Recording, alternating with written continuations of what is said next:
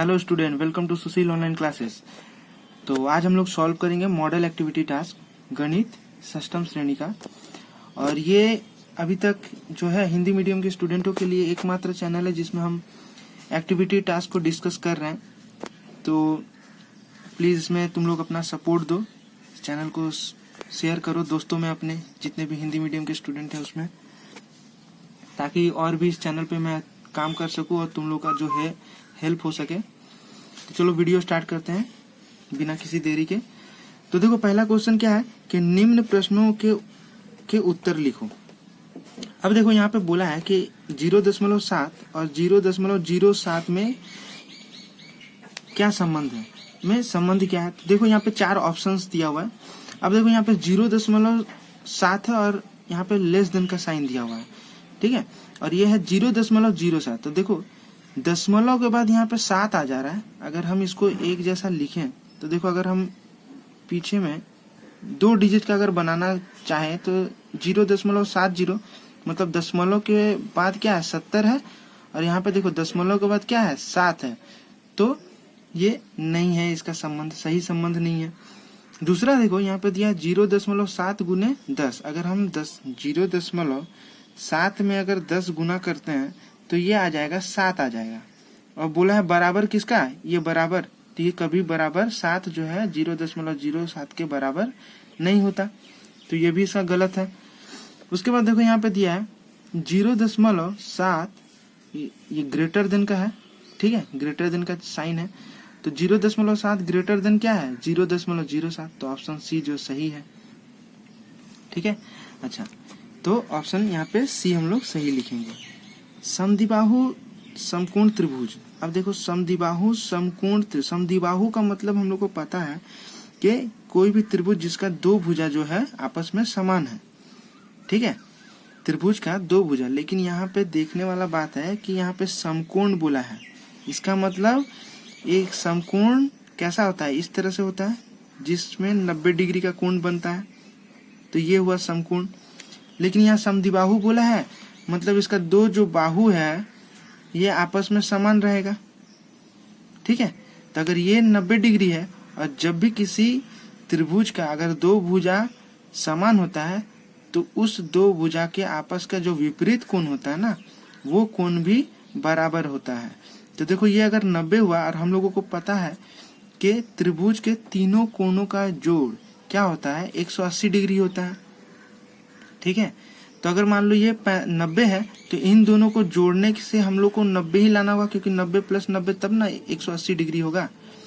तो इसका मतलब अगर ये 45 हुआ तो ये भी 45 हुआ। तो देखो दोनों का मान समान है, तो यहाँ पे कौन सा ऑप्शन सही होगा, तो तीनों कोण समान होते हैं, ये तो होगा ही नहीं, क्योंकि तीनों कोण समान हुआ तो एक कोण 60 डिग्री का, तो ये भी 60 ये भी 60, तो वो समकोण त्रिभुज नहीं हुआ। समकोण त्रिभुज में 90 डिग्री का होता है, एक कोण का मान 90 से ज्यादा नहीं हो सकता, ये भी नहीं होगा। तीनों कोण असमान, ये भी नहीं होगा। और बोलता है 2 कोण 45, तो अभी हम दिखाएं, ठीक है। तो 2 कोण 45, तो ऑप्शन सी जो है हमारा सही आंसर है, ठीक है। अच्छा, क्वेश्चन नंबर 2 में देखो यहाँ पे बोला स्तंभों को मिलाओ कोई 3। तो हम लोग पूरा सॉल्व करते हैं इसको, तुम लोग कॉपी में भी पूरा ही सॉल्व करके दिखाना। तो यहाँ पे बोला है देखो 5, ये देखो स्थानीय मान है और ये दशमलव संख्या है, ठीक है, हमको इसको मिलाना है। तो देखो अगर हम ये जो है 5/1000 जो है, 1000 बोल रहे हैं, 10,000 जो है, इसमें कितना जीरो है 1 2 3 4, तो इसका मतलब दशमलव से 4 घर दूर 5 है। मतलब दशमलव संख्या से अगर ये दशमलव है तो ये 0 को काउंट करो, 1 2 3 और चौथा घर में 5 है।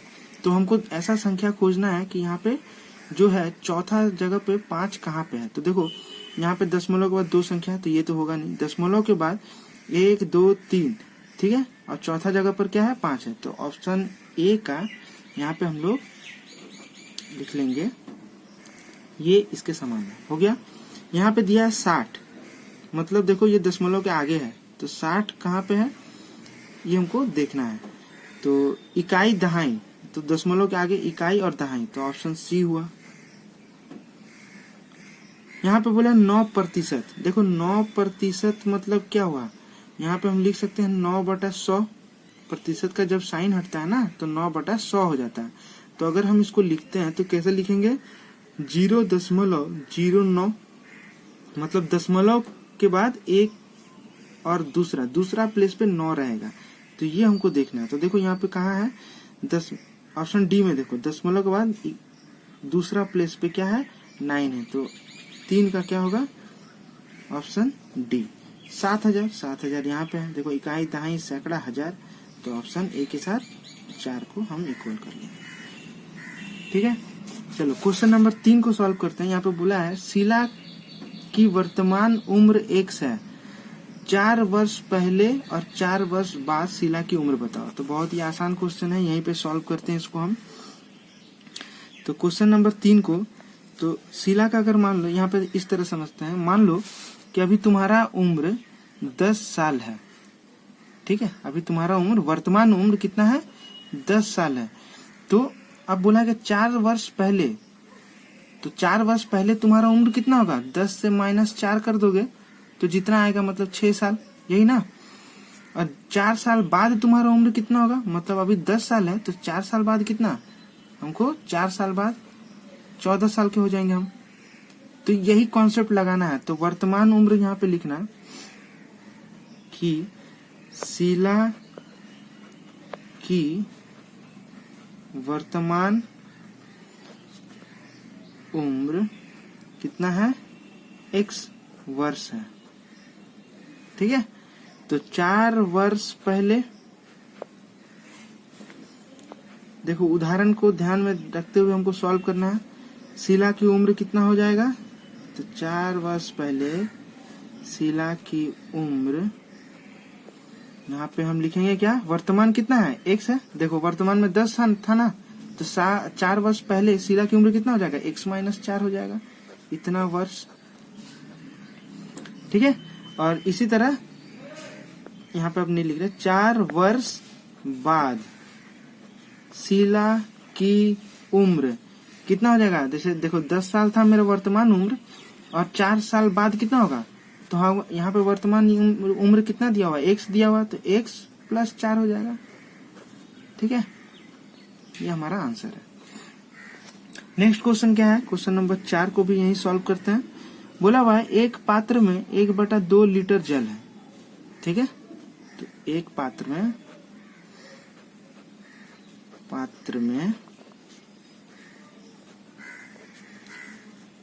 1/2 लीटर है जल।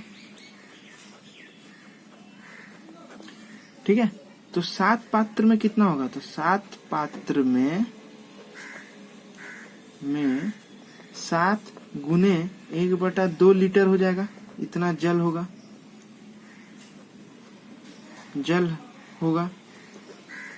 ठीक है, तो गुना कर देना। तो यहाँ पे गुना करने पर कितना आएगा, 7/2। अगर हम इसको भाग करते हैं तो 3.1/2 लीटर जल होगा। चलो अब एक्टिविटी 2 को सॉल्व करते हैं, मैथ। ठीक है, मॉडल एक्टिविटी टास्क गणित षष्ठम श्रेणी, इसका जो पार्ट 2 है हम लोग सॉल्व करेंगे। अब क्वेश्चन नंबर 1 में बोला हुआ है कि इतना, ये जो संख्या दिया हुआ है इसमें 3 बार आई संख्या 4 के मानों का योगफल कितना होगा।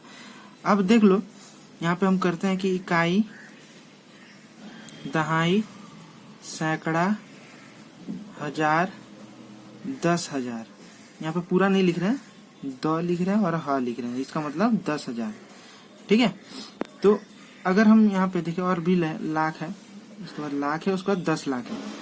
तो देखो इकाई पे कितना है, एक ही है। तो इकाई पे अगर 4 रहेगा तो 4 के साथ इकाई संख्या पे कहाँ पे है, अगर 4 है तो हम 4 गुने 1 ही लिखेंगे, इकाई पे है। उसके बाद देखो, चलो इसको काटते हैं, यहाँ पे पहले संख्या लिख लेते हैं, कितना है, 4 है, 2 है, 4 है, 4 है, और यहाँ 9 है, यहाँ पे 9, और 10 लाख पे 7 है।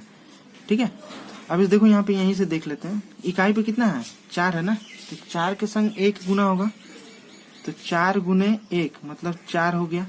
अच्छा, उसका देखो सैकड़ा में 4 है, तो 4 के साथ 100 को गुना करेंगे, सैकड़ा मतलब 400 हो जाएगा। और देखो 1000 में कितना है, तो हम 1000 के साथ गुना करेंगे 4000 का। अब बोला इन सबको जो है 4 के मानों का योगफल कितना होगा, तो सबको जोड़ना है। तो हम पहले बड़ा वाला संख्या लिखेंगे, इकाई दाई सैकड़ा 1000, उसके बाद सैकड़ा वाला लिखेंगे 400, उसके बाद लिखेंगे फिर 4 और इसको जोड़ देंगे, कितना होगा 4 0 फिर 4 फिर 4। तो ये जो है मेरा आंसर है। क्वेश्चन नंबर 2 बोला गया है कि एक न्यून कोण त्रिभुज की रचना करो जिसकी 2 भुजाओं की लंबाई समान हो। अब देखो न्यून कोण क्या होता है कि 0 डिग्री से बड़ा होता है और 90 डिग्री से छोटा होता है, जबकि बोला है कि 2 भुजाओं, यहाँ पे बोल दिया है कि जो 2 भुजा है उसकी लंबाई जो है वो समान होनी चाहिए। तो हम लोग को क्या करना है कि हम एक 5 सेंटीमीटर का चांद की सहायता से बनाना, ठीक है। मैं यहाँ पे रफली दिखा दे रहा हूँ। चांद की सहायता से तुम लोग यहाँ पे एक 5 सेंटीमीटर का एक लाइन खींचना, चांद को यहाँ पे बैठाना, 60 डिग्री को मार्क करना और लाइन को इस तरह से जोड़ देना, ठीक है। न्यून कोण बनाना है तो 60 डिग्री को इस तरह से जोड़ देना, तो ये हो जाएगा न्यून कोण। और फिर इसको मिला देना। याद रखना कि ये 5 सेंटीमीटर तो ये भी 5 सेंटीमीटर ही होना चाहिए। अगर ना हो तो देखो चांस यहाँ पे बैठा के जब लाइन यहाँ पे दे देना कि 60 डिग्री का, और जब लाइन खींचना 5 सेंटीमीटर माप के यहाँ काट लेना और फिर उससे मिला देना, ताकि ये जो 2 भुजा है ये आपस में समान होनी चाहिए, ठीक है। ये आसान था इसलिए मैं इसको करके नहीं दिखा रहा हूँ, तुम लोग अपने कॉपी में इसको करके दिखाना। पेंसिल की सहायता से, पेन यूज मत करना। नेक्स्ट क्वेश्चन देखो, यदि एक वर्गाकार आकार बनाने में 4 माचिस की तीलियां, मतलब एक अगर हम यहाँ पे दिखाते हैं, इसको सॉल्व करेंगे, पहले समझा देते हैं कि एक वर्गाकार बनाने में 4 माचिस की तीलियां, ये जो माचिस की तीलियां है, ठीक है, तो 4 माचिस की तीलियां की आवश्यकता होती है। इसी तरह 2 वर्गाकार बनाने में 2 गुने 4 माचिस की तीलियां लगेगा। तो अगर मान लो कि एक बनाने में 4 लग रहा है तो दूसरा भी बनाएंगे तो यहाँ भी 4 लगेगा ना, तो वही बोल रहा है। तो उसी तरह अगर हम n वर्गाकार आकार बनाने में कितनी माचिस की तीलियां की आवश्यकता होगी, इसमें चर एवं नियत बताओ। यहाँ पे वेरिएबल्स और ये कांस्टेंट के बारे में बात कर रहा है। कांस्टेंट CON होता है यहाँ पे, ठीक है। वेरिएबल्स में VARIABL होगा, ठीक है। तो चलो इसको लिख के दिखा देते हैं। तो देखो यहाँ पे लिख लिया हम कि एक वर्गाकार आकार बनाने के लिए 4 माचिस की तीलियां लगती हैं। तो 2 वर्गाकार आकार बनाने के लिए 2 गुने 4 माचिस की तीलियां लगेगी। तो n वर्गाकार आकार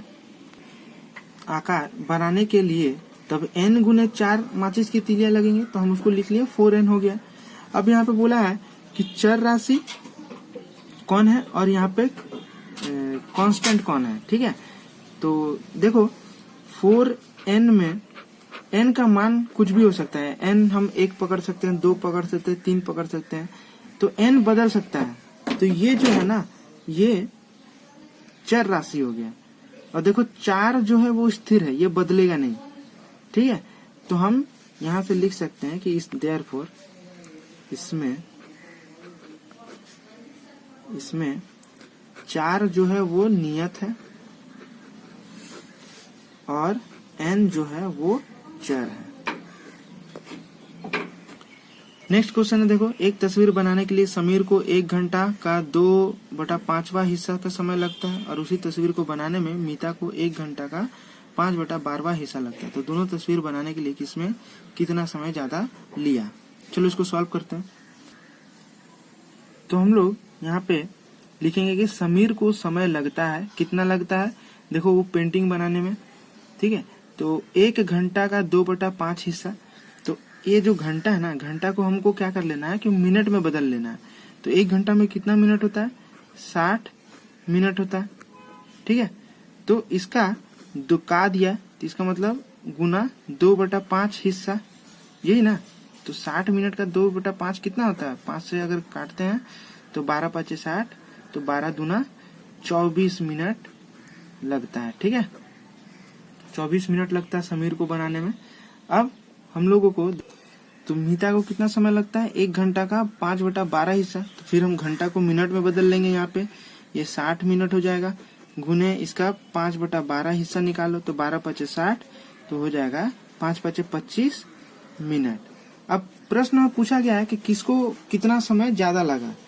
तो हम यहाँ पे देख रहे हैं कि मीता को सबसे ज्यादा समय लगा है, लेकिन कितना, तो लिखेंगे मीता को 25 - 24 कर दो, इतना मिनट समय ज्यादा लगा। ठीक है, आई होप कि वीडियो तुम लोग को अच्छा लगा होगा। जो क्वेश्चन सारे हैं उसको मैंने कर दिए, इसको सब्जेक्ट वाइज अपने अपने कॉपी में करके स्कूल खुलने पर अपने टीचर को जमा देना है। ठीक है।